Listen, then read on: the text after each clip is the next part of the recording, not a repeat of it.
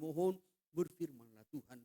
Urapilah pemberitaan firman-Mu, urapi kami sekaliannya. Bahkan juga ruangan ini bila Engkau kuduskan, supaya kami dapat menerima kebenaran firman-Mu dengan segala kerendahan hati. Terpuji nama Tuhan.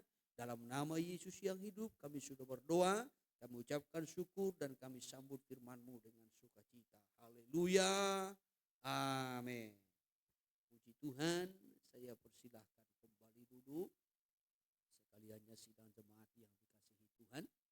Puji nama Tuhan, salam sejahtera, salam persekutuan di dalam kasih Kristus bagi kita seluruh jemaat Tuhan. Saya sapa kita dengan kasih Tuhan. Salam. Lebih sukacita lagi, salam.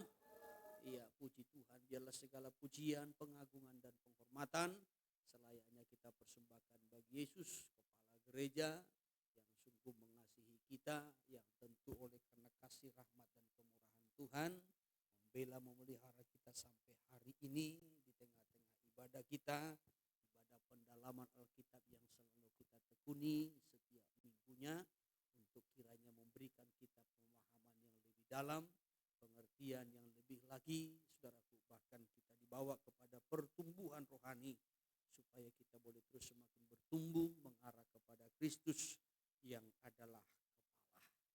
Kita belajar dari kitab Wahyu, secara khusus kita berada di dalam Wahyu pasal yang ke-21, ya, mengenai kota Yerusalem baru.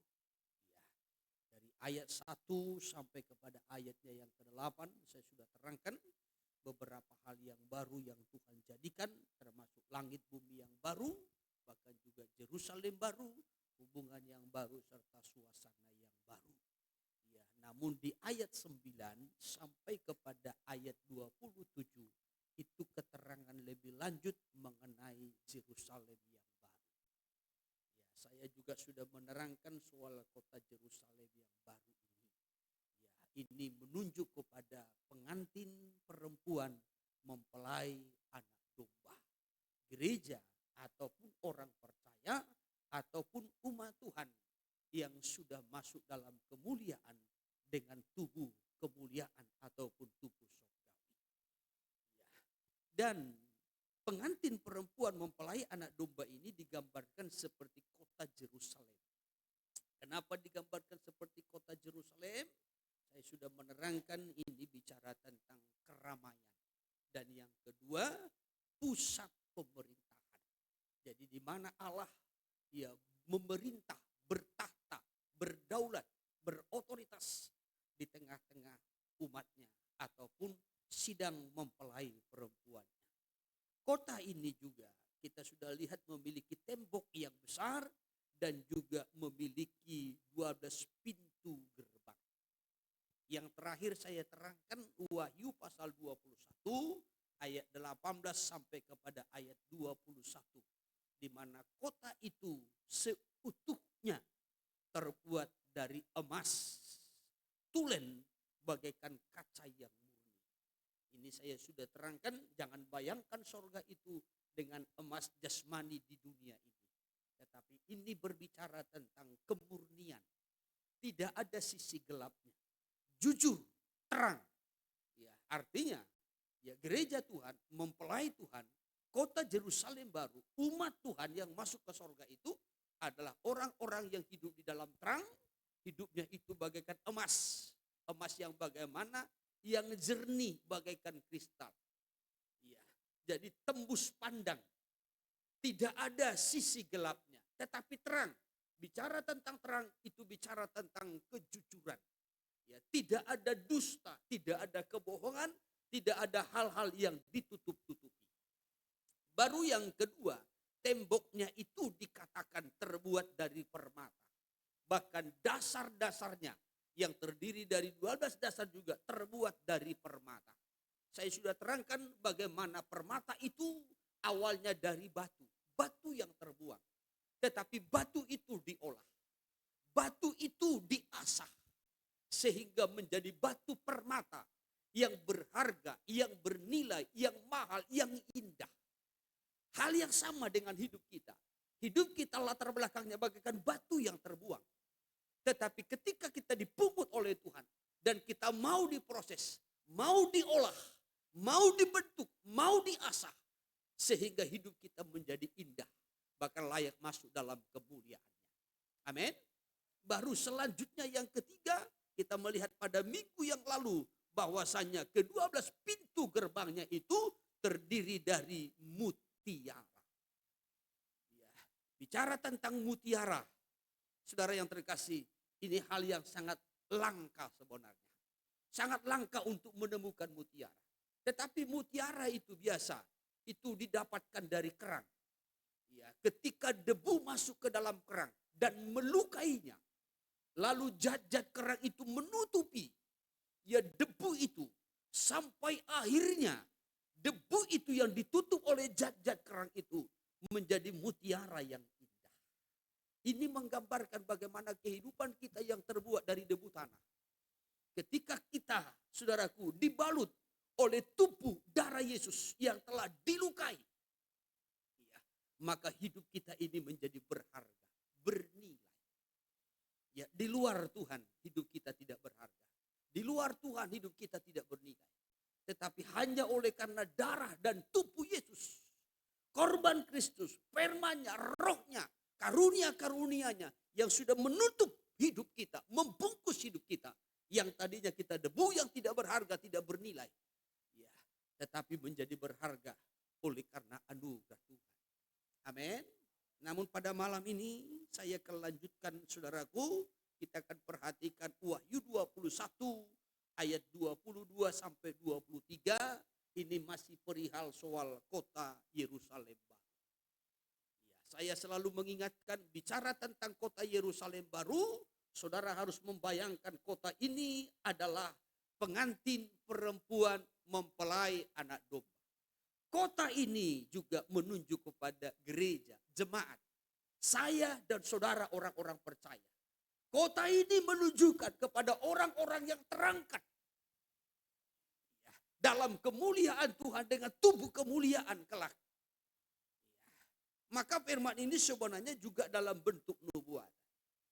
Oleh sebab itu saya lanjutkan ayat 22, bagaimana kondisi kota Yerusalem baru ini. Ayat 22 dan 23 dibacakan dulu sebentar. Demikian firman Tuhan. Ya. Dan aku tidak melihat bait suci di dalamnya. Terus. Sebab Allah Tuhan yang Maha Kuasa adalah bait sucinya. Ya. Demikian juga anak domba itu. Lanjutkan. Dan kota itu tidak memerlukan matahari dan bulan untuk menyinarinya. Ya. Sebab kemuliaan Allah meneranginya. Dan anak domba itu adalah lampunya. Iya, puji Tuhan. Nah, kita lihat satu persatu. Ayat 22 dikatakan, dan aku tidak melihat bait suci di dalamnya, di dalam kota Yerusalem. Di dalam kota Yerusalem baru itu tidak ada bait suci. Tetapi dilanjutkan di sini. Ya, sebab Allah, Tuhan yang Maha Kuasa adalah bait sucinya. Demikian juga anak domba itu. Ya, sebagai bait suci. Kalau di kota Daud, ya, dulu ada bait suci, yaitu tabernakel yang dibangun oleh manusia pada zaman Musa di padang gurun. Ya, di mana Tuhan mengurapi Bezalel dan Aholiab untuk membangun atas perintah Tuhan kepada Musa dan kepada bangsa itu supaya didirikan bait suci. Maka dibangunlah. Dan pada zaman Daud sekalipun peralatan-peralatan itu sudah banyak yang berserakan. Tetapi Daud berhasil membawa tabut perjanjian itu ke kota Daud, Sion. Walaupun di awal pernah gagal dan menyambar usaha. Tetapi selanjutnya di zaman Salomo, di kota Yerusalem yang ada di timur tengah sekarang, Salomo dulu membangun bait suci. Ia membangun bait suci. Dan membangun bait suci itu dengan begitu megah. Tetapi dikatakan di Yerusalem yang baru, aku, kata Yohanes, tidak melihat, tidak menemukan bait suci. Apakah bait suci yang dulu dibangun pada zaman Musa? Apakah bait suci yang dibangun pada zaman Salomo? Atau bait suci yang dirombak, diperbaharui kembali? Aku tidak menemukannya. Tetapi bait suci yang ada di kota Yerusalem baru itu adalah Allah yang maha kuasa itu bersama dengan anak domba itu sendiri. Itu ayat 22. Ya, sebelum lebih jauh kita perhatikan nanti saudara. Lalu di ayat 23, dan kota itu, kota Yerusalem baru itu tidak memerlukan matahari dan bulan untuk menyinarinya. Tidak dikatakan di sini, di kota Yerusalem baru itu tidak ada matahari dan bulan, tidak. Tetapi dikatakan tidak dibutuhkan, tidak diperlukan. Ya. Kalau di kota Yerusalem yang ada di Timur Tengah, membutuhkan matahari dan bulan. Bahkan orang Israel itu banyak memakai tenaga surya, matahari. Tetapi di kota Yerusalem baru dikatakan tidak memerlukan matahari dan bulan untuk menyinarinya.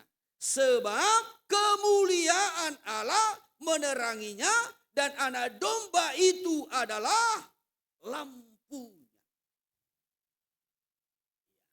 Dua ini yang akan mau kita perhatikan. Yang pertama mengenai bait suci. Yang kedua mengenai ya, lampu, terang, matahari ataupun yang menyinari. Saya kutip yang pertama ayat 22. Dan aku tidak melihat bait suci di dalamnya. Di dalam kota Yerusalem baru tidak ada bait suci. Sebab Allah dan anak domba itulah bait sucinya sendiri. Bicara tentang bait suci. Bait suci itu ada dua. Ada dua. Di dalam kitab Ibrani pasal 9 ayat 1, 2, 3 menerangkan di situ ada dua bait suci. Satu namanya ruangan kudus, satu namanya ruangan maha kudus. Dan ini dulu pada zaman Musa dibuat oleh tangan manusia katanya. Ya, saya kutip sebentar supaya kita perhatikan. Sehingga kita nanti betul-betul mengerti, memahami apa yang dimaksudkan. Kenapa tidak ada bait suci di kota Yerusalem baru. Ibrani pasal 9 ayat pertama. Memang perjanjian yang pertama juga mempunyai peraturan-peraturan untuk ibadah Terus dan untuk tempat kudus buatan tangan manusia. buatan tangan manusia. Jadi dikatakan di sini ya, ibadah untuk tempat kudus. Tempat kudus buatan tangan manusia. Tempat kudus yang dimaksudkan di situ sama dengan tempat ibadah. Sama dengan bait suci. Ya, di sini yang dikutip bait suci yang dulu dibuat oleh tangan manusia.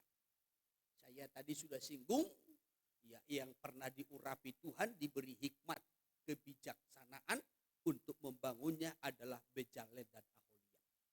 Coba terus dulu ayat selanjutnya. Sebab ayat 2. ada dipersiapkan suatu kemah, Ada dipersiapkan suatu kemah terus. yaitu bagian yang paling depan, Iya, dan di situ terdapat kaki dian dan meja dengan roti sajian. terus Bagian ini disebut tempat yang kudus. disebut tempat yang kudus.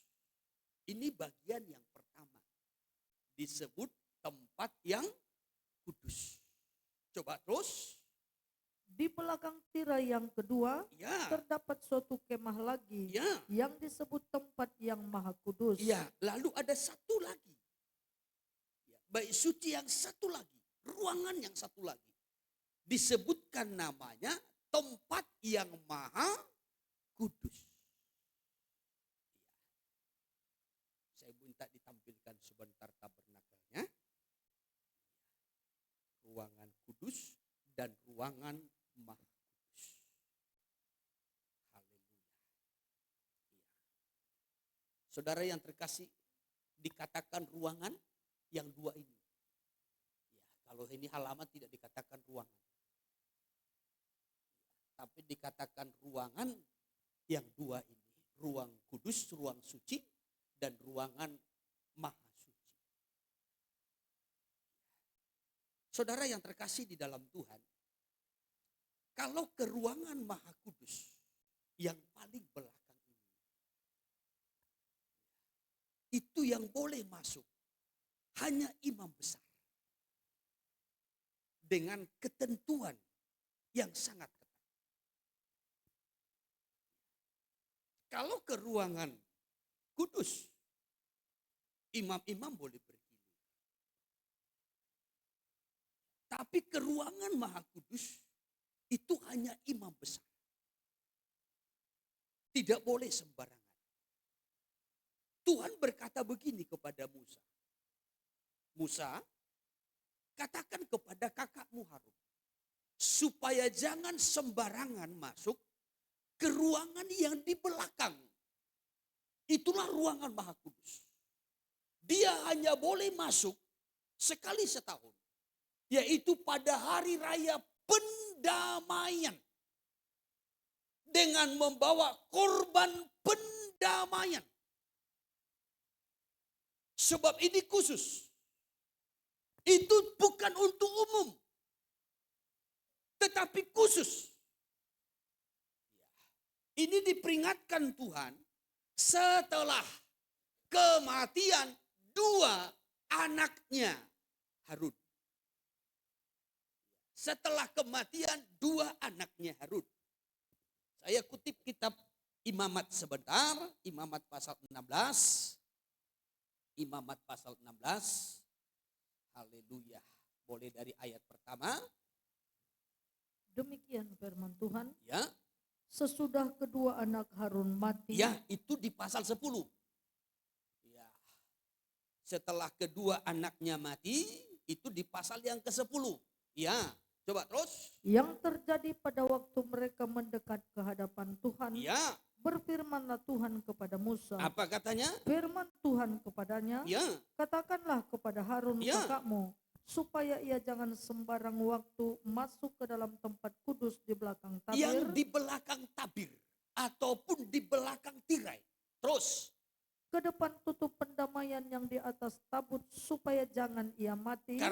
Karena aku menampakkan diri dalam awan di atas tutup pendamaian. Iya. Tidak boleh sembarangan, kata Tuhan. Ya. Ini kalau saudara lihat di situ perikopnya, apa di situ perikopnya? Hari Raya Pendamaian. Hari Raya Pendamaian. Jadi Harun hanya boleh masuk ke ruangan Maha Kudus sekali setahun, yaitu pada Hari Raya Pendamaian. Dengan cara ia harus mempersembahkan korban pendamaian dulu. Lalu membawa darah itu masuk ke dalam. Sebab ruangan Maha Kudus itu bukan untuk umum. Tetapi itu khusus untuk imam besar. Coba terus dulu, lanjutkan dulu ayat berikutnya. Beginilah caranya Harun masuk ke dalam tempat kudus itu. Iya. Yakni dengan membawa seekor lembu jantan muda. Terus. Untuk korban penghapus dosa. Terus. Dan seekor domba jantan untuk korban bakaran. Jadi harus ada korban pendamaian. Harus ada korban penyelesaian dosa. Jadi tidak boleh sembarangan masuk. Nah, saya tarik kembali kepada tabernakelnya, gambarnya. Ya, gambarnya. Jadi imam besar ini tidak boleh sembarang masuk. Hanya sekali setahun. Tetapi yang terpenting di situ, ia boleh masuk dengan korban pendamaian. Kalau di sini imam-imam boleh, di ruangan kudus ini imam-imam boleh. Tapi ke ruangan Maha Kudus itu khusus. Hanya imam besar. Saudara yang terkasih. Kalau tadi kita lihat dalam kitab Ibrani. Bait suci itu ada dua. Pertama, ruang kudus. Yang kedua, ruang Maha Kudus. Ke ruangan Maha Kudus itu tidak umum. Hanya imam besar.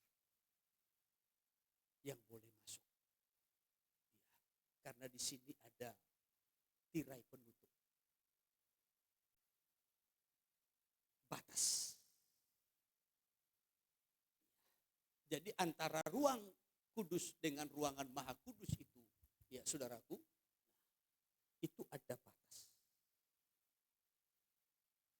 Ruangan maha kudus bukan untuk umum. Ini berbicara tentang sorga. Sorga itu adalah bagaikan ruangan maha kudus. Tempat di mana Allah bertahta. Di sini tadi sudah disinggung, ya, dari atas tutup pendamaian dari antara kedua kerub itu.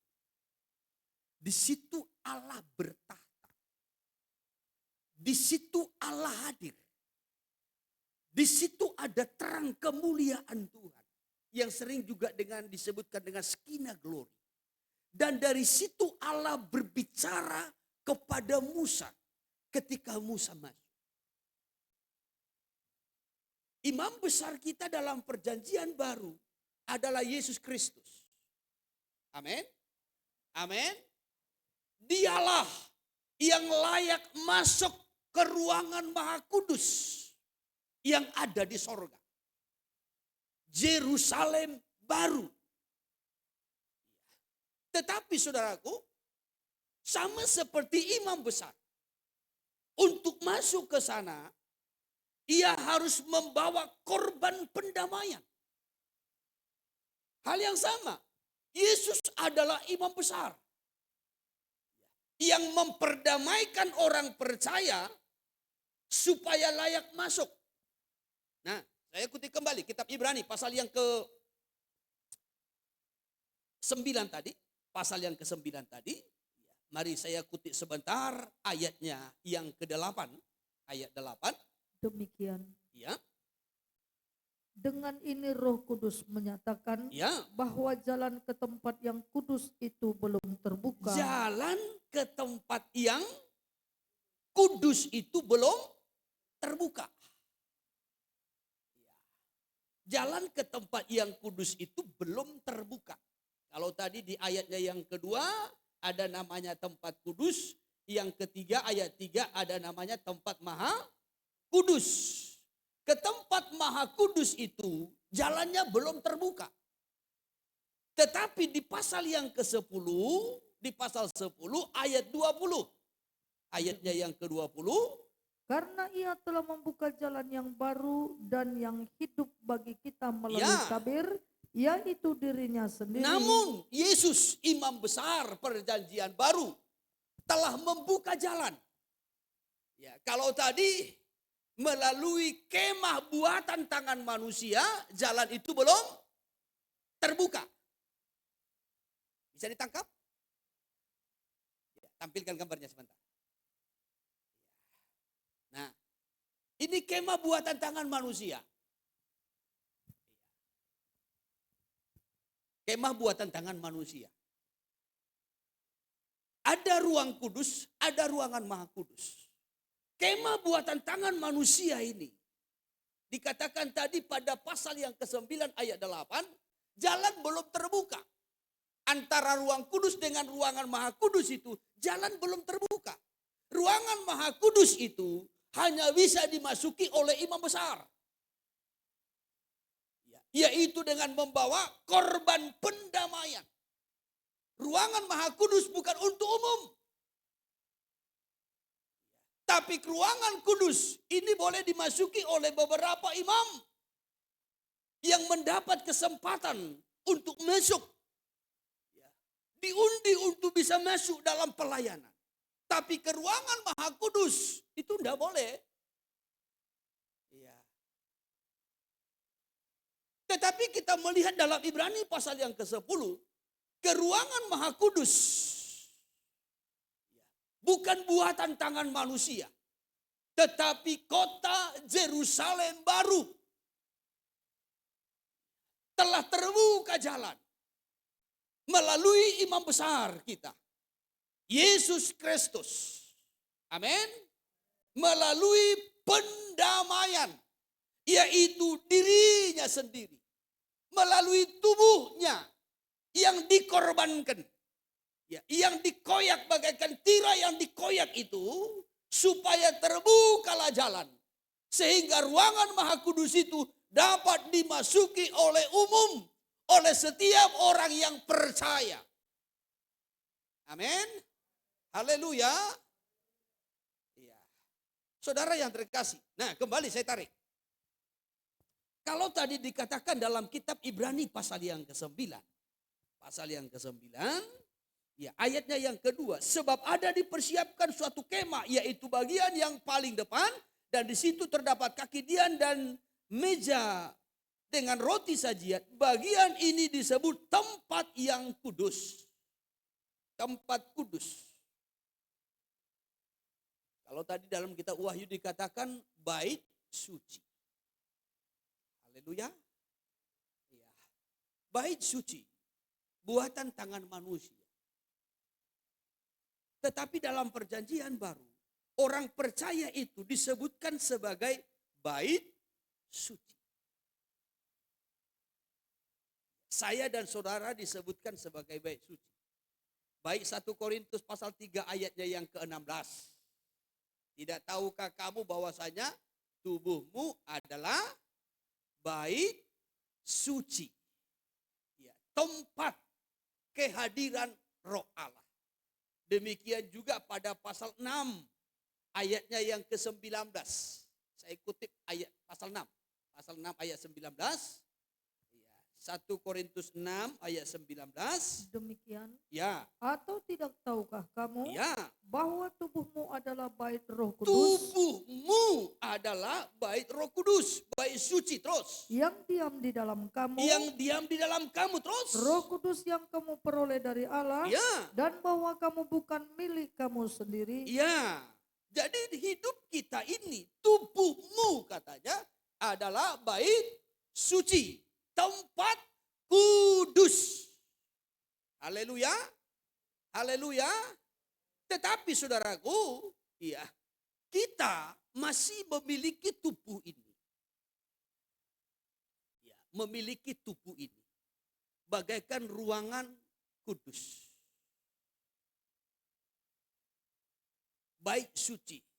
Ruang kudus. Selama masih, ya saudaraku, ini belum menyatu. Ruangan kudus itu bukan untuk umum. Hal yang sama dalam perjanjian baru. Selama kita masih memiliki tubuh jasmani ini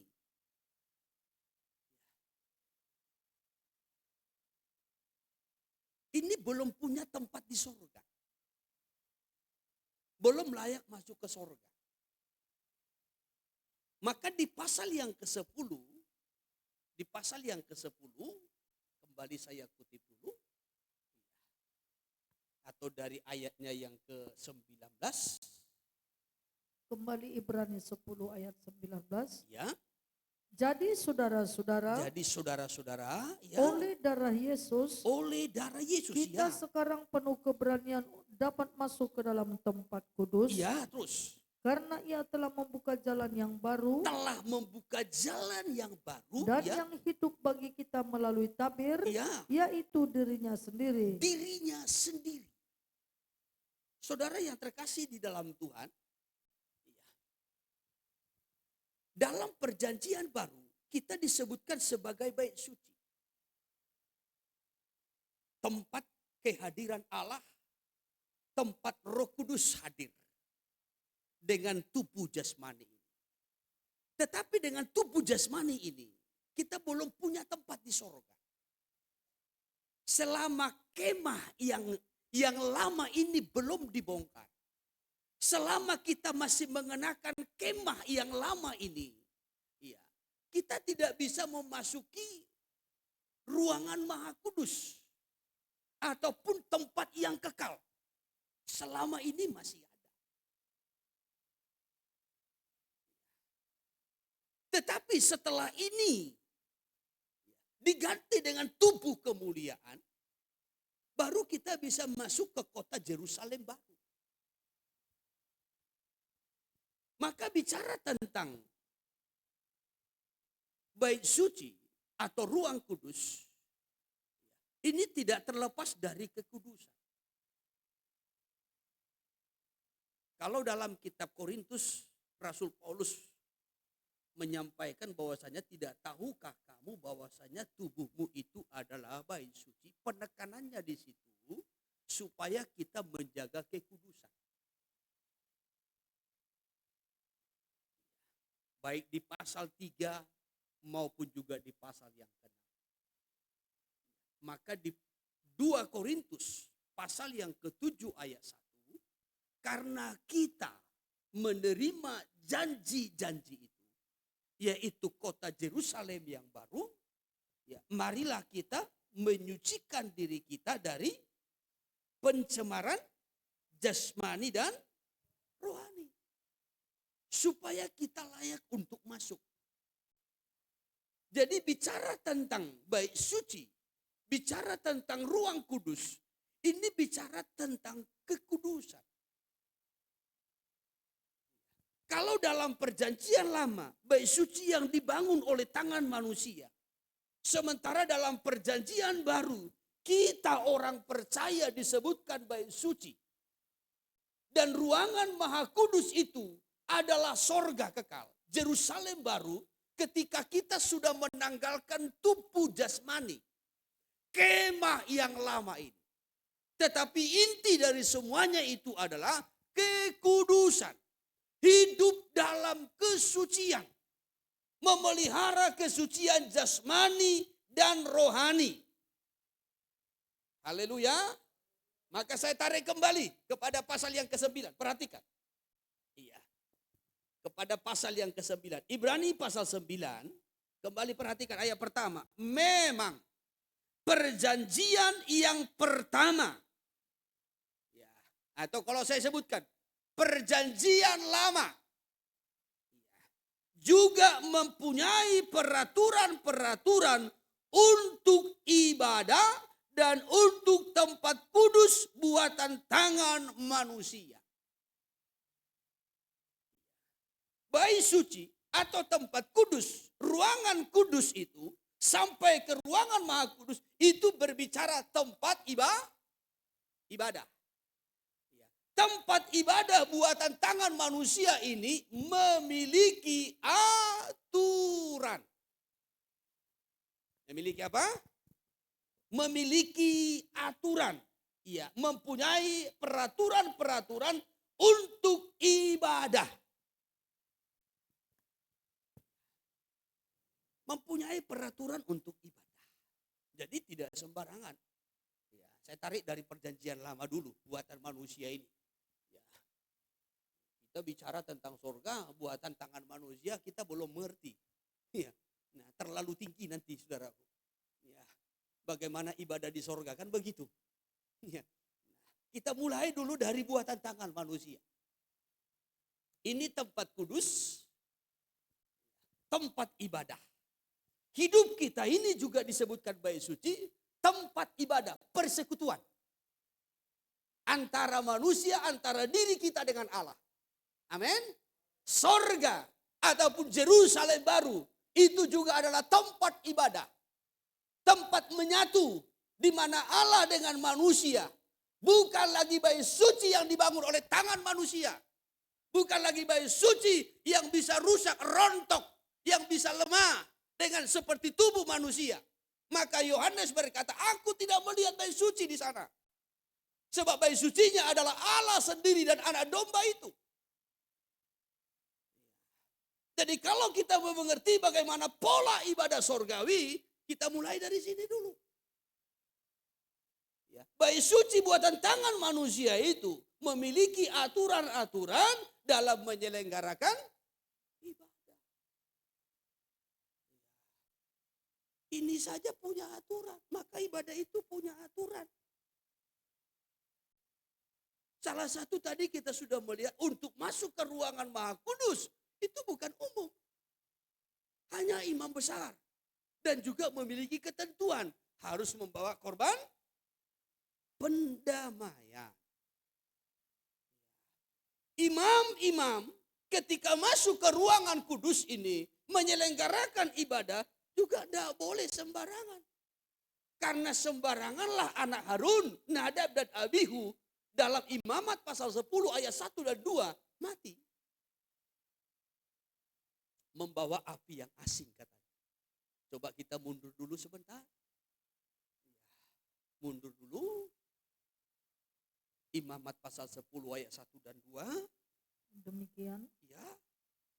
Kemudian anak-anak Harun, Ya. Nadab dan Abihu, Nadab dan Abihu masing-masing mengambil perbaraannya, terus membubuh api ke dalamnya, terus serta menaruh ukupan di atas api itu. lanjutkan terus. Dengan demikian mereka mempersembahkan kehadapan Tuhan api yang asing, Api yang asing yang tidak diperintahkannya kepada mereka. yang tidak diperintahkannya.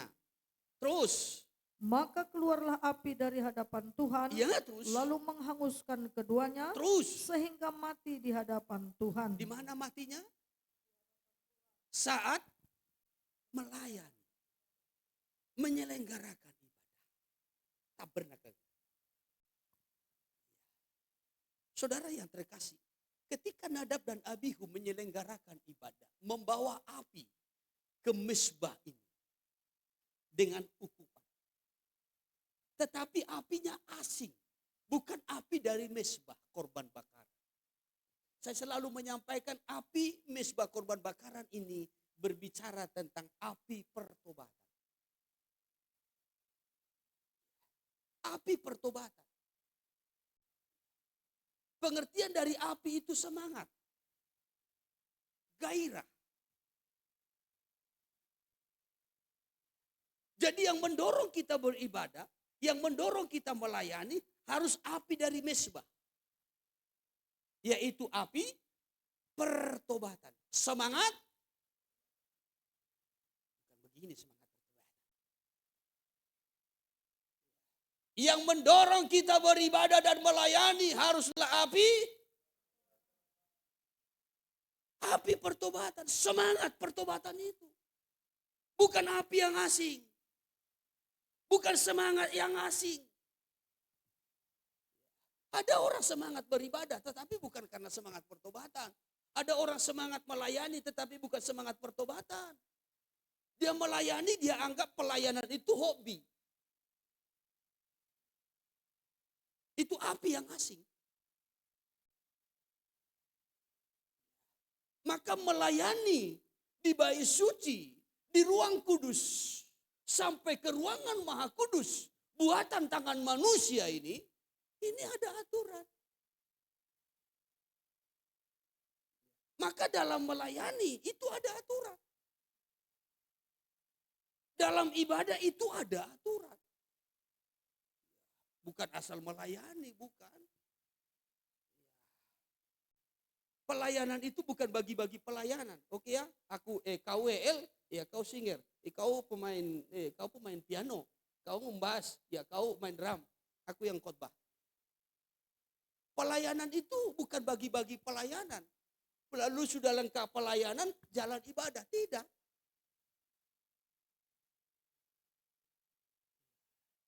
Apalagi saudara para pelayan-pelayan, jangan anggap pelayanan itu bagi-bagi pelayanan.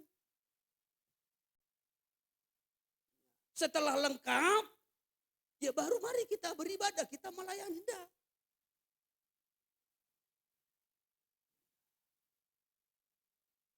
Ibadah itu ada aturan. Pelayanan itu ada aturan. Mau masuk ke ruang kudus, apalagi ke ruangan maha kudus, itu ada aturan. Orang datang ke halaman saja, itu ada aturan. Kitab Ulangan pasal 16 mencatat seperti ini. Jangan datang menghadap di hadiratku dengan tangan yang hampa.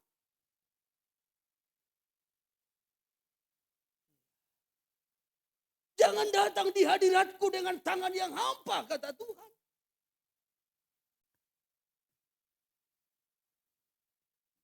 Apalagi dengan dosa. Apalagi dengan pelanggaran. Harus ada korban.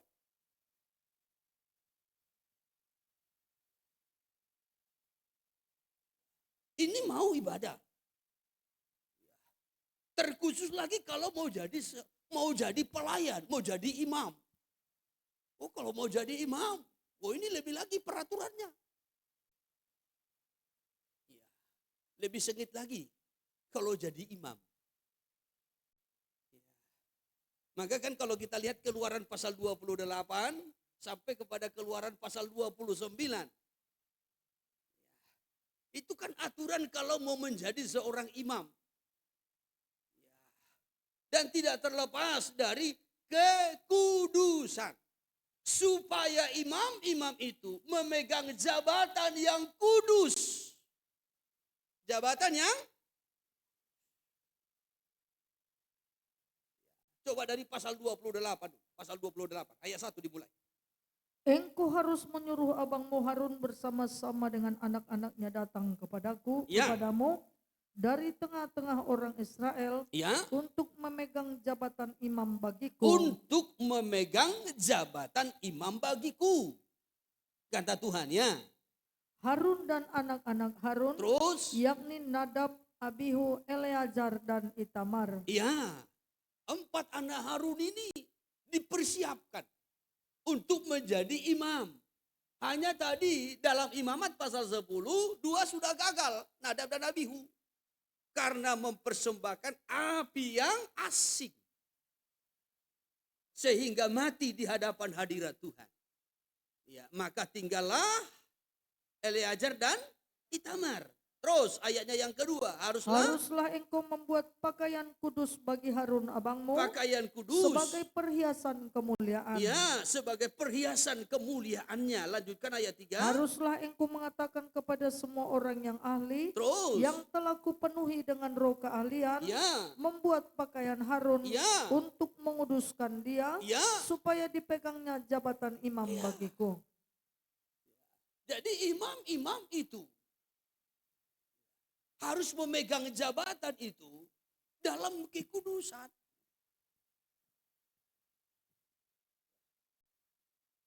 Itu dasarnya.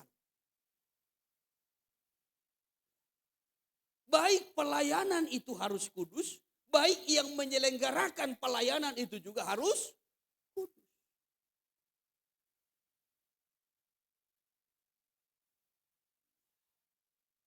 Harus kudus.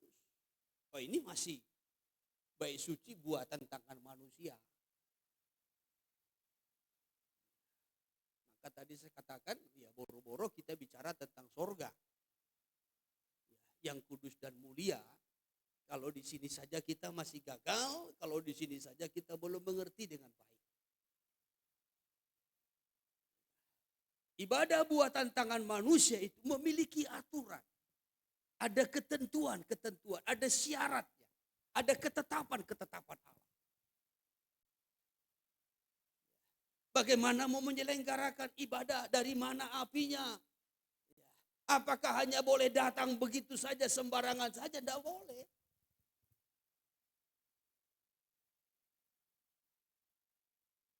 Jangan menghadap di hadiratku dengan tangan yang hampa, jangan membawa api yang asing.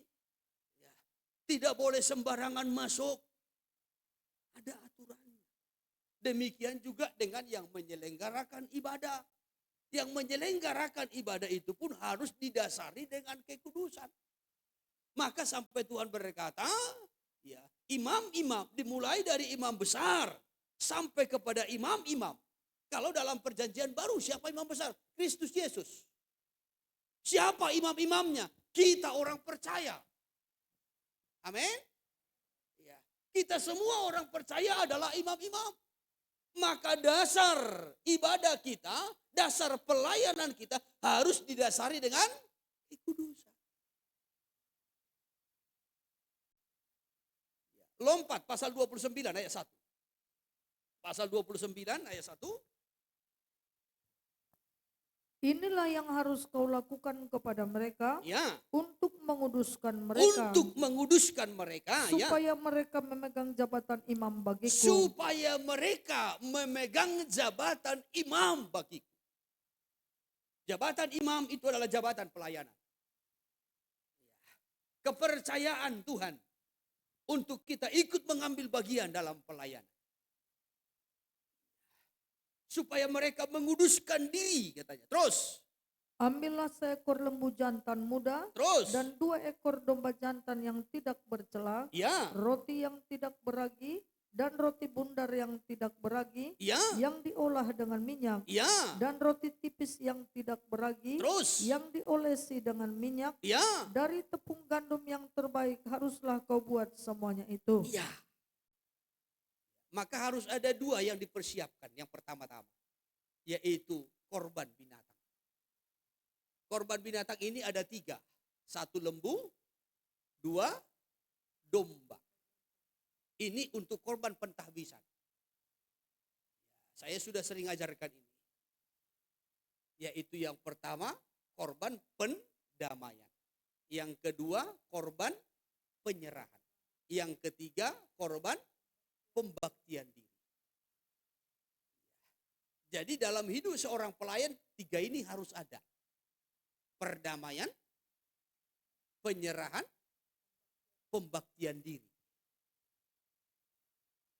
Maka kalau tidak ada tanda pendamaian, tidak bisa berdamai dengan semua, nggak usah melayani.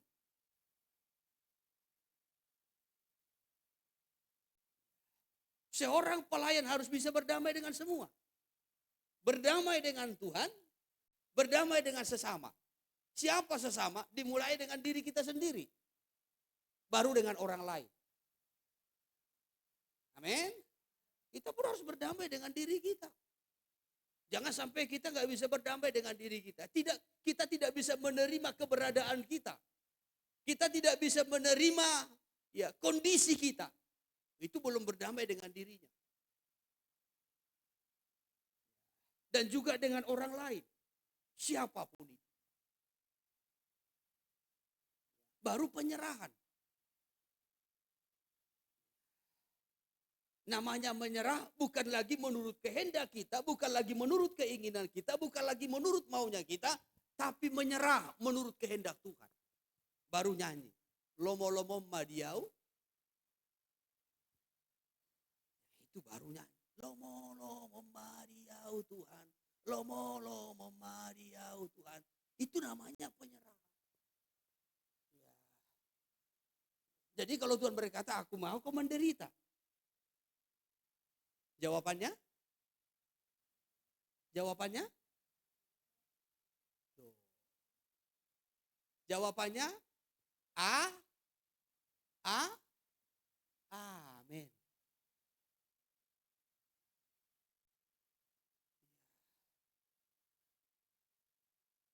Ya itu namanya penyerahan. Namanya penyerah. Orang menyerah. Sebentar kita dibuat jadi WL. Amin. Sebentar kita dibuat jaga pintu. Amin. Sebentar kita dibuat jaga kamar mandi. Amin. Sebentar kita dibuat jaga anak.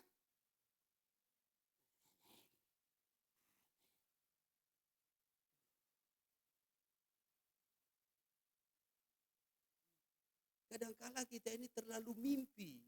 Mimpinya besar, mau melayani di sorga. Padahal pelayanan di sini tadi di ruangan kudus sampai ke ruangan maha kudus. Ya, dalam bait suci buatan tangan manusia, kita belum berhasil. Karena di situ ada aturannya. Ada ketentuannya. Bagaimana seorang imam harus memiliki pakaian. Pakaian keimamatan. Dalam memegang jabatan yang kudus. Pakaian bukan dinas, bukan. Ya, jangan pikir nanti dinas. Ya aku kan sudah punya dinas. Hanya karena salah dinas saja. Ini bukan soal dinas. Dalam pelayanan tidak. Bicara tentang pakaian itu bicara tentang sikap hidup. Lenan halus, perbuatan-perbuatan yang benar dari orang-orang. Baru ada tahbisannya. Apa tahbisannya? Korban pendamaian, korban penyerahan, korban pembaktian diri. Membaktikan diri. Maka melayani itu, ya saudaraku, bukan menarik kepada diri kita. Supaya kita dipuji, dihormati, dihargai, tidak. Ya. Namanya pembaktian diri. Kita melayani dengan membaktikan diri. Tidak merasa berjasa. Ya. Tidak merasa dibutuhkan. Tidak merasa saudaraku berharga. Tidak menuntut jasa, tidak. Maka seperti dalam Injil Lukas dikatakan, setelah ia menunaikan tugas pelayanannya, ia berkata, aku adalah hamba yang hamba? Kumur-kumur atau apa ini? Setelah menunaikan tugas pelayanannya, lalu ia berkata, aku adalah, ya coba sama-sama ayat.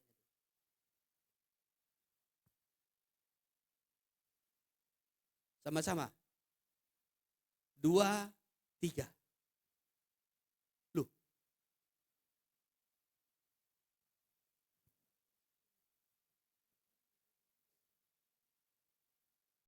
Lupa? Lukas 17 ayat 10. Sama-sama. Ya. Baca sama-sama. 2, 3. Demikian jugalah. Sama-sama. 2, 3.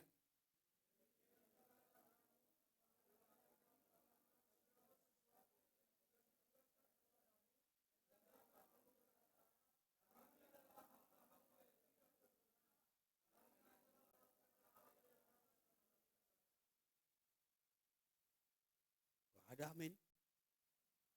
Ulang. 2, 3.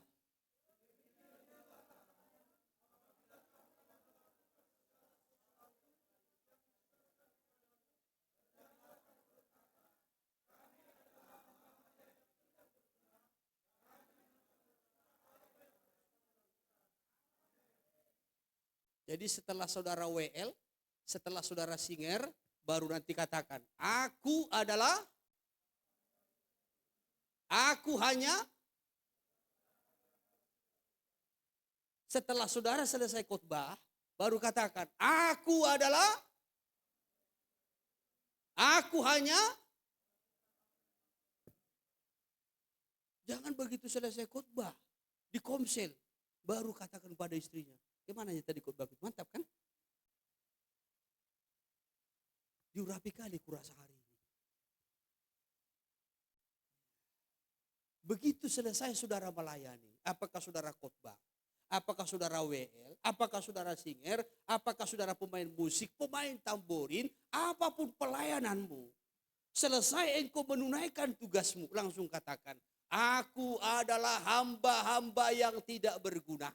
Aku hanya melakukan apa yang harus aku lakukan. Itu namanya korban tahbisan yang ketiga. Pembaktian. Jadi kita melayani karena membaktikan diri. Bukan karena kita ingin dipuji, ingin dihormati, ingin disanjung, ingin dihargai. Dan lain sebagainya. Tapi membaktikan.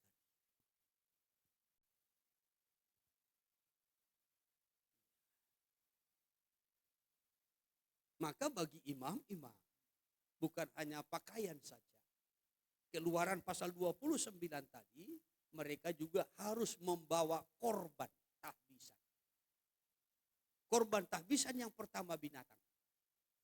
Yaitu ada 3. Lembu 1, domba. Lembulah yang paling berharga. Pendamaian. Baru penyerahan dan pembaktian.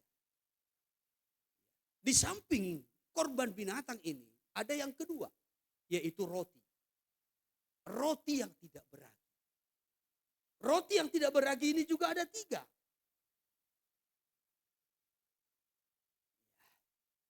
Roti ini berbicara tentang persekutuan dengan Kristus, dengan Allah. Tanda persekutuan. Maka kalau seorang pelayan tidak punya persekutuan dengan Tuhan,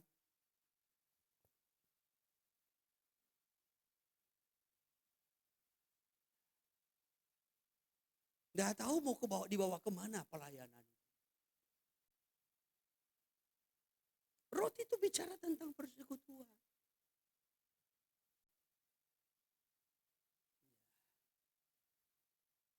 Itu dibawa ke hadapan Allah. Sama dengan roti, kalau kita perjamuan kudus, roti perjamuan kudus itu bicara persekutuan. Tetapi itu persekutuan dengan sesama. Roti yang dipecah-pecahkan. Tubuhku yang dihancurkan. Ini bicara tentang persekutuan. Walaupun seperti terpecah-pecah, terbagi-bagi, tetapi satu. Itulah tubuh Kristus. Walau berbeda-beda, walau banyak, tetapi satu. Tetapi roti dalam Keluaran pasal 29 itu bicara tentang persekutuan dengan Allah. Maka semua itu adalah roti yang tidak beragi. Roti yang tidak beragi. Coba satu-satu dulu rotinya. Saya kasih tunjuk pengertian rohani. Kembali Keluaran 29 ayat 2. Ya. Roti yang tidak beragi. Ya. Dan roti bundar yang tidak beragi. Roti yang tidak beragi itu bicara tentang kesucian, kemurnian. Kalau dalam kitab Korintus kan dikatakan kita berpesta bukan lagi dengan ragi. Bicara tentang kesucian, kemurnian. Terus yang kedua, dan roti bundar yang tidak beragi. Roti bundar yang tidak beragi. Yang diolah dengan minyak. Iya. Satu-satu. Satu-satu dulu roti. Diulang dulu. Roti yang tidak beragi. Roti yang tidak beragi. Itu yang pertama. Itu bicara tentang kemurnian ataupun kesucian. Terus. Dan roti bundar yang tidak beragi. Roti bundar yang tidak beragi. Itu bicara tentang ketulusan.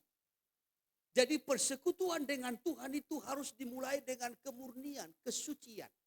Baru yang kedua ketulusan. Amin. Baru yang ketiga itu dioles dengan minyak. Itu bicara tentang pengurapan. Coba terus. Yang diolah dengan minyak. Ya. Dan roti tipis yang tidak beragi. Ya. Yang diolesi dengan minyak. Dioles dengan minyak. Itu bicara tentang pengurapan. Jadi persekutuan dengan Tuhan, persekutuan pelayan dengan Tuhan, persekutuan imam dengan Tuhan itu harus dalam persekutuan, dalam kemurnian ataupun kesucian, dalam ketulusan dan juga dalam pengurapan. Jadi bukan hanya sekedar bersekutu seperti rutinitas harian saja, tidak. Tapi dalam pengurapan.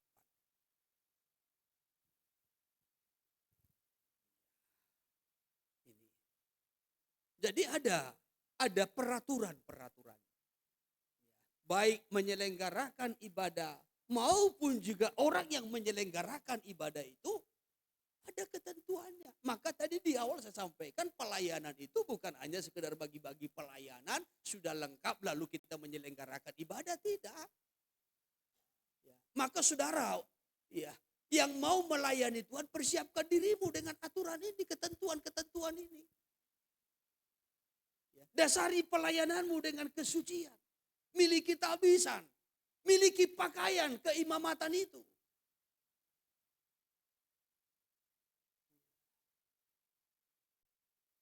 Bukan hanya sekedar kita bagi-bagi pelayanan, tidak. Kalau hanya soal bagi-bagi pelayanan gampang. Tetapi bagaimana korban tahbisan kita, bagaimana persekutuan kita. Ada aturan-aturannya. Coba terus lanjutkan kembali kepada Keluaran pasal yang ke-29. Ayat yang ketiga. Ya. Kau taruhlah semuanya dalam sebuah bakul. Terus. Dan kau persembahkanlah semuanya dalam bakul itu. Terus. Demikian juga lembu jantan dan kedua domba jantan itu. Ya, semua itu dipersembahkan, dibawa kepada Tuhan. Kehadiran Tuhan. Terus. Lalu kau suruhlah Harun dan anak-anaknya datang ke pintu kemah pertemuan. Terus. Dan haruslah engkau membasuh mereka dengan air. Diapain? Basuh dengan air. Jadi sebelum mereka menyelenggarakan ibadah, sebelum mereka melayani, harus dibasuh dulu. Dalam kemah suci ataupun dalam tabernakel, ya, di sini ada yang namanya tempat pembasuhan. Bejana. Jadi sebelum melayani,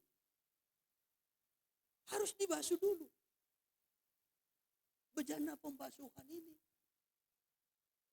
Ini melambangkan pembaptisan air. Pembasuhan. Bukan untuk membersihkan kenajisan jasmani, tetapi memohonkan hati nurani yang baik.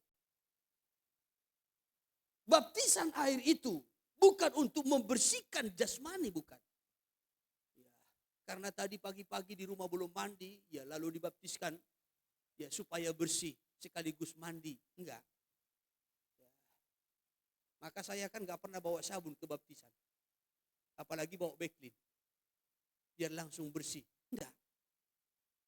Karena bukan pembersihan jasmani. Tetapi memohonkan hati nurani. Jadi imam itu harus dibasuh dulu. Artinya, saudara, sebelum melayani, harus mengalami pembasuhan dulu melalui baptisan air. Maka sebenarnya orang-orang yang melayani itu harus diawali dengan kelahiran baru. Baptis dengan air.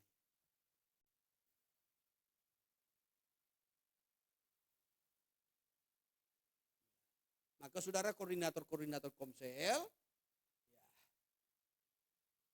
anggota-anggota komsel saudara, jemaat-jemaat yang belum dibaptis dengan air. Layani dengan bagus. Doakan. Berikan pengertian, pemahaman yang benar tentang kelahiran baru, tentang baptisan air. Supaya saudara juga nanti boleh pakai di komsel dalam melayani. Amin. Jadi dibasuh dulu dengan air. Tapi gak cukup hanya dibasuh dengan air. Gak cukup hanya baptisan air. Coba terus lanjutkan. Lalu kau suruhlah Harun dan anak-anaknya datang. Maaf, ayat yang kelima. Ya. Kemudian kau ambillah pakaian itu. Ambil pakaian itu setelah dibasuh. Terus. Lalu kau kenakanlah kepada Harun kemeja, gamis, baju efod, terus, dan baju efod serta tutup dada. Ya, terus. Kau kebatkanlah sabuk baju efod kepadanya. Ya, terus. Kau taruhlah serban di kepalanya. Ya. Dan jamang yang kudus kau bubuh pada serban itu. Ya, nah ini. Kenakan semua pakaian itu. Pakaian keimamatan itu. Hanya saya nggak sempat menerangkan keseluruhannya soal pakaian ini. Baik gamisnya, baju efodnya, ikat pinggangnya, kula ataupun ikat kepalanya, ya dan seterusnya. Tetapi ini bicara tentang pakaian ataupun hidup dalam kebenaran. Coba terus. Sesudah itu kau ambillah minyak urapan, ya, dan kau tuang ke atas kepalanya. Setelah itu dan diapain? kau urapilah dia. Diapain? Diurapi. Diurapi. Jadi sebelum melayani, imam-imam ini harus dilengkapi dulu. Ada aturan-aturan. Baik pakaian keimamatannya, tahbisannya, pembasuhannya. Setelah itu diurapi.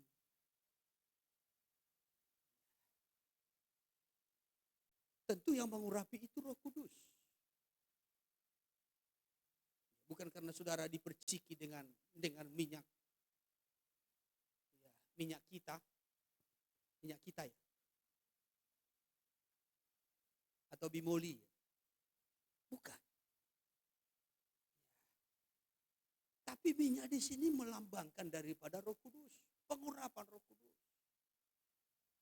Dimulai dari hidup saudara yang penuh dengan Roh Kudus.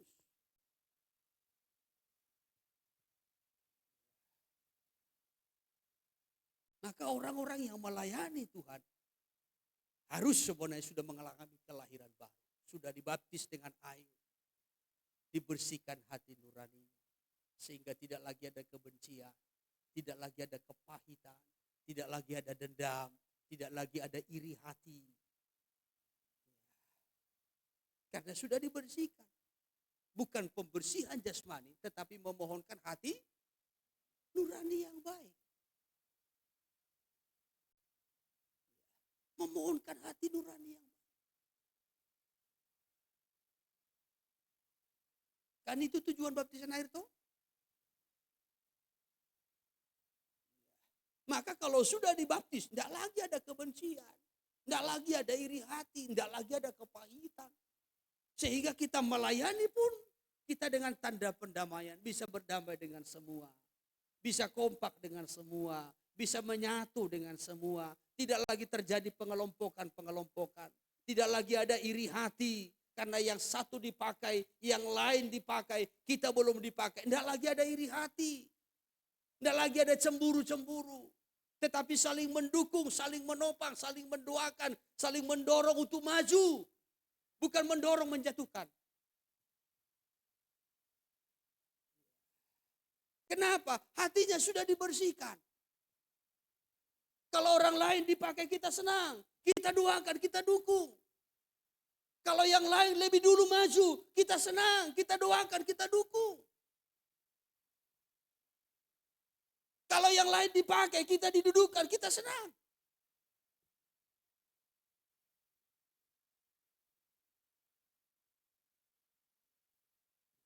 Oh, ini kalau sudah mengalami pembasuhan. Saya heran orang sudah dibasuh, sudah dibaptis tapi masih ada iri hati. Masih ada benci, masih ada pahit hati, masih ada gondok-gondokan. Memang bukan di sini. Itu untuk orang yang gak datang. Saudara yang hadir ini kan gak lagi begitu. Kalau sempat begitu nggak tahu kemana pengajaran ini. Padahal kerinduan kita Yerusalem. Yerusalem baru kaulah mempelai Tuhan. Kalau kita merindu ke sana. Bayi suci buatan tangan manusia ini clear dulu.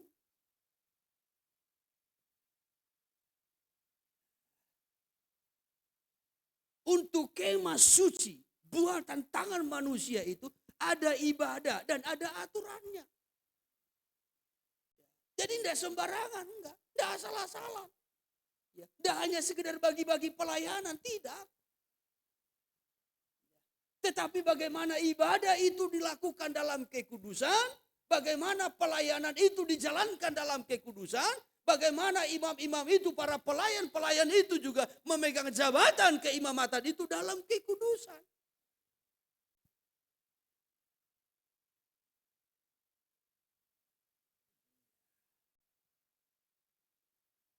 Haleluya. Bisa ditangkap?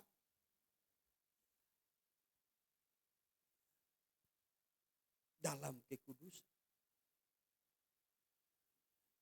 Maka Keluaran pasal 28 sampai Keluaran pasal 29 itu persiapan daripada imam-imam sebelum masuk dalam pelayanan.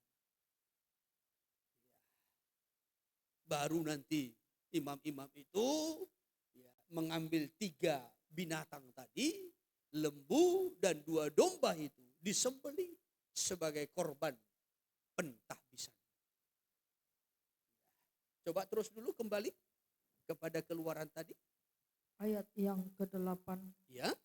Kau suruhlah anak-anaknya mendekat dan kau kenakanlah kemeja itu kepada mereka. Ya. Kau ikatkanlah ikat pinggang kepada mereka, Terus. kepada Harun dan anak-anaknya. Ya. Dan kau lilitkanlah destar itu kepada kepala mereka. Ya. Maka merekalah yang akan memegang jabatan imam. Ya. Itulah suatu ketetapan untuk selama-lamanya. Ya. Demikianlah engkau harus mentahbiskan Harun dan anak-anaknya. Ya. Jadi demikian ditahbiskan. Untuk memegang jabatan itu dalam kekudusan. Jadi ada aturannya, ada ketentuan. Nah, kita kembali kepada kitab Ibrani pasal yang ke-9. Kitab Ibrani pasal yang ke-9 ayat pertama.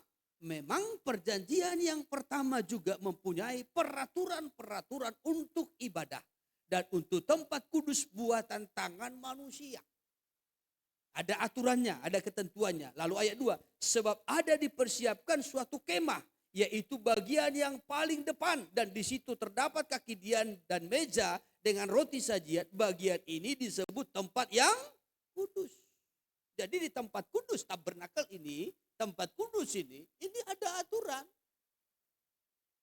Ya, bagaimana cara menyalakan pelita, ya, bagaimana mengurus pelita, bagaimana meja roti ini, bagaimana roti itu harus diganti setiap Sabat. Bagaimana membakar ukupan, dari mana api semua ini, itu ada aturan. Ada aturan. Semua api ini, baik pelita, apinya dari sini. Baik juga di atas meja roti ini, ada roti. Di atas roti itu, ada juga piring kecil, ya. Lalu di situ dibakar kemenyan. Dari mana apinya? Dari mezbah korban bakaran. Di atas mezbah dupa ini, di situ juga ada ukupan dalam bokor emas. Ya. Di situ rempah-rempah dibakar. Dari mana apinya? Dari mezbah korban bakaran. Artinya, saudaraku, ya, semangat kita terhadap firman Tuhan, membaca firman Tuhan, merenungkan firman Tuhan, memperkatakan, menyaksikan firman Tuhan. Dari mana apinya? Semangat pertobatan. Kalau api pertobatan kita masih terpelihara, semangat kita membaca firman itu menyala.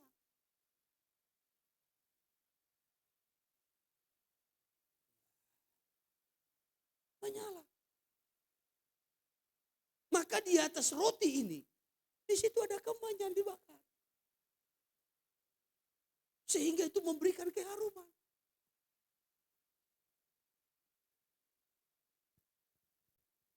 Pernah cium bau kemenyan? Pernah? Ya. Kadangkala dibakar di Solo jauh, di sini terasa.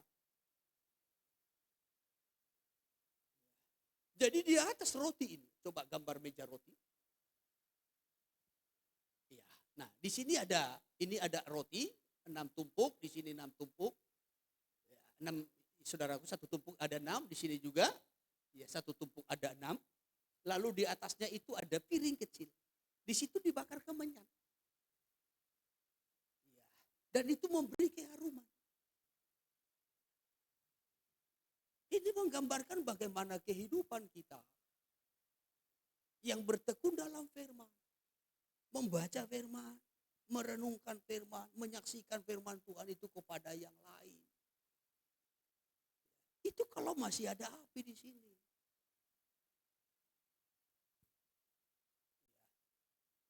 Tapi kalau semangat kita bukan dari semangat api pertobatan baca firman.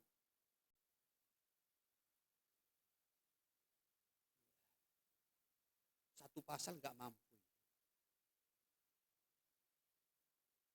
Gak mampu. Awalnya masih terang. Makin redup. Demikian juga dengan pelita. Gak boleh bawa api yang lain, gak boleh. Atau imam-imam itu karena ada mancisnya. Lalu dia bawa mancis menyalakan ini. Tak boleh, itu api yang asing. Harus dari mesbah. Supaya hidup kita ini dapat menjadi terang, menjadi saksi, menjadi seorang pelayan. Bagaikan pelita ini yang memberi terang. Ini karena api pertobatan. Maka kalau api pertobatan kita itu kita pelihara, maka semangat kita sebagai seorang pelayan, ya, sebagai seorang hamba Tuhan, itu tetap menyala. Walaupun di tengah-tengah kegelapan yang paling gelap, tetap menyala. Di tengah-tengah masa sulit yang paling sulit sekalipun, tetap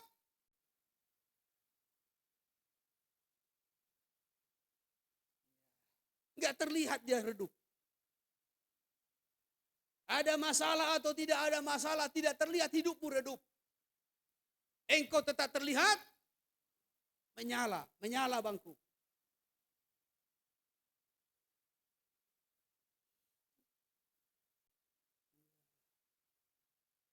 Ini pelayan gak ada semangatnya.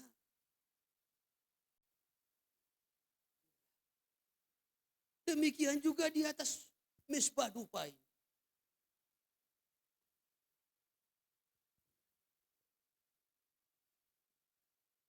Kita sering menyebutkan ini doa dan penyembahan.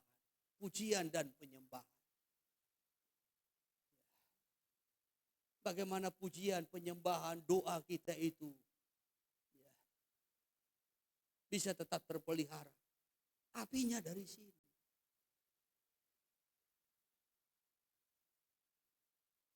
Dari api pertobatan.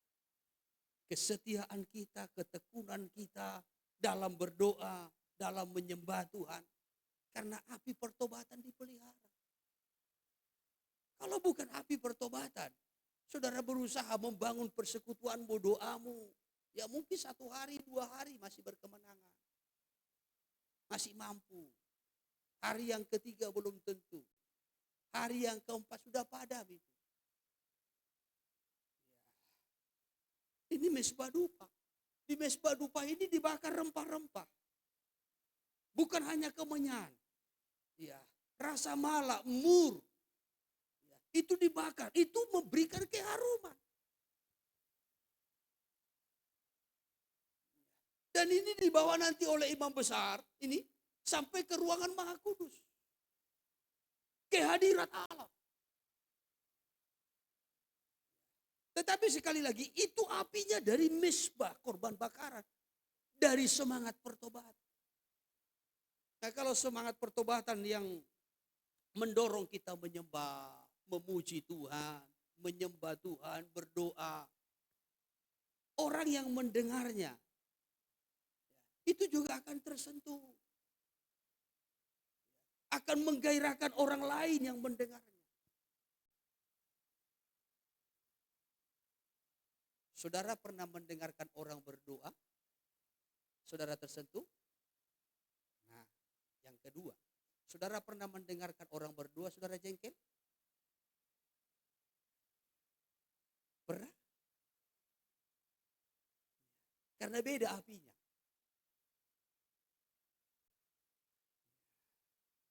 Kalau api dari pertobatan, dari mesbah ini, dibawa ke mesbah dupa, itu memberi keharuman. Dari jauh orang menyembah, dari jauh orang memuji Tuhan, kita mendengar, kita kontak. Tapi kalau apinya beda, walaupun di samping kita orang menyembah, orang berdoa, orang memuji Tuhan,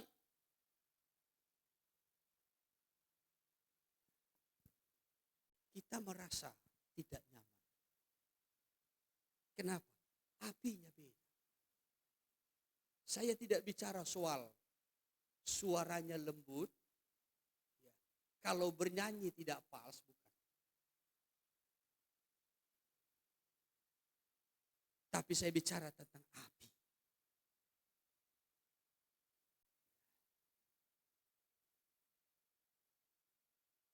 Maka di bait suci, di ruang kudus, bahkan sampai ke ruangan maha kudus, ibadah dan pelayanan ada aturan, ada ketentuan. Ini masih ibadah buatan tangan manusia. Tapi semua itu harus didasari dengan kekudusan. Haleluya. Haleluya. Dalam perjanjian baru, tubuh kita ini adalah bait suci, ruang kudus. Tapi kota Yerusalem baru adalah ruangan maha kudus. Maka tubuh jasmani ini, kemah yang lama ini, harus dibongkar. Supaya kita mengenakan tubuh kemuliaan. Untuk kita layak masuk ke ruangan maha kudus. Dia imam besar, sudah membuka jalan bagi kita. Perintis jalan. Dia sudah mendahului kita masuk ke ruangan maha kudus. Dan dia sudah memperdamaikan kita. Maka saat kita melepaskan kemah yang lama ini, tubuh yang lama ini, walaupun disebutkan sebagai tubuh yang kudus, ini harus ditanggalkan supaya kita layak masuk ke ruangan maha kudus. Yerusalem surgawi, Yerusalem baru, tempat kita bersama dengan Tuhan. Haleluya. Amin. Saya batasi firman-Nya sampai di sini. Kiranya Roh Kudus menolong kita untuk bisa menangkap